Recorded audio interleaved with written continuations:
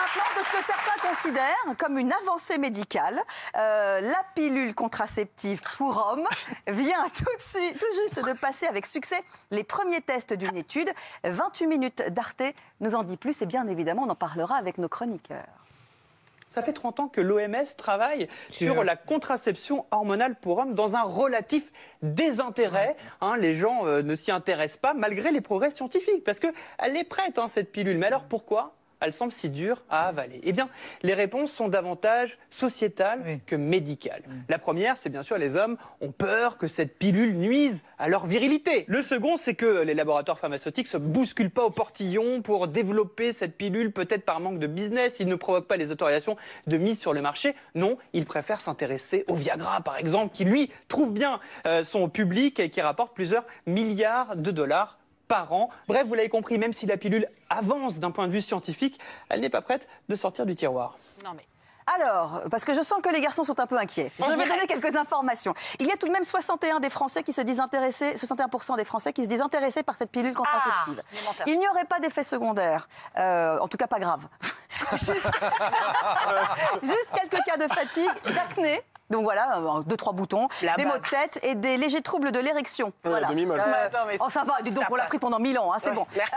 Et ça ne sera pas sur le marché avant 10 ans. Qu'est-ce que vous en pensez? On va commencer par Damien. Alors moi je suis plutôt favorable à la multiplicité des moyens de contraception et je suis aussi favorable à ce qu'effectivement il y a un traitement chimique pour les hommes. Après tout, pourquoi pas? Comme ça la fécondité ne repose pas uniquement sur les épaules de la femme. Vous le prendriez? Est-ce que je le prendrais? Non, pas du tout. Je le prendrai jamais. Je suis favorable, mais pas pour moi. Pour les autres. Parce que je pense déjà que je ne sais pas si cette pilule contraceptive sera remboursée par la sécurité sociale au même titre que la pilule pour les femmes. Et je n'ai pas envie que le sexe nous coûte un bras, déjà. Et après, il y a eu, comme vous l'avez dit, effectivement des effets indésirables qui ont déjà été notés. Donc moi, je pense qu'il existe... Pardon, mais les effets indésirables, les femmes, elles les ont aussi. Oui, c'est vrai, mais il existe des moyens de contraception qui sont quand même moins invasifs que je prendrais. Donc voilà. Par exemple? Je sais pas, moi, par exemple, l'ablation des parties génitales. Non, je plaisante, c'est pas du tout ça. Non, c'est pas vrai. Non, mais par exemple, le préservatif, ce genre de choses. Il existe plein d'autres moyens de contraception qui, effectivement, ne sont peut-être pas mauvais pour la santé. Donc autant se tourner vers ce genre de choses. Bon, d'accord. Caroline? Je suis persuadée, écoutez-moi bien, que cette histoire de contraception masculine est un vaste mensonge à grande échelle. Pourquoi je vous dis ça? J'ai une théorie.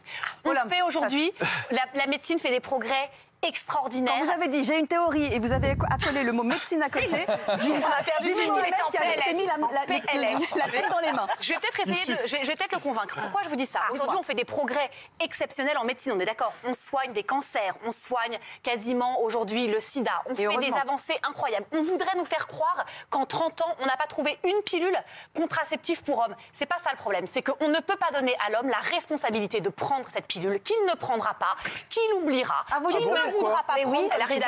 Vous dites qu'en gros, ce sont des gamins incapables de se cadrer. Et l'industrie nous fait croire que c'est parce qu'on n'a pas trouvé le remède médical, alors qu'en fait, c'est parce qu'ils ne veulent pas donner à l'homme cette responsabilité et que du coup, ils reculent systématiquement le problème en disant on va dire que c'est pas de la faute des hommes, on va dire qu'on n'a pas trouvé le remède à la contraception masculine. C'est vrai que les effets secondaires que vous avez décrits, c'est les effets secondaires qui existent déjà pour la femme pour la contraception. Et c'est vrai qu'il y a une défiance vis-à-vis de la pilule, notamment liée avec les hormones. En revanche, lorsqu'une femme prend une contraception, si elle a décidé de ne pas avoir d'enfant avec son compagnon, libre à elle, si finalement il y a une erreur, un oubli, elle tombe enceinte, c'est un fait. En revanche, si l'homme prend la pilule et que lui oublie et que finalement c'est la femme qui va subir la grossesse, je pense que ça a un impact plutôt négatif et que je pense que la femme doit disposer de son propre corps car finalement, si l'homme oublie, c'est intéressant comme ça. C'est la femme qui va subir la grossesse. Surtout. Non, mais il faut être. Oui, ça m'arrange aussi. Oui.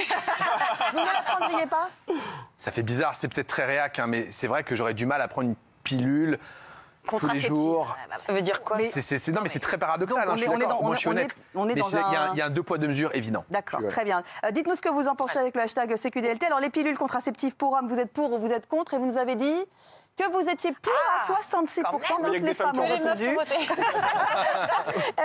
En tout cas, et non pour 34%.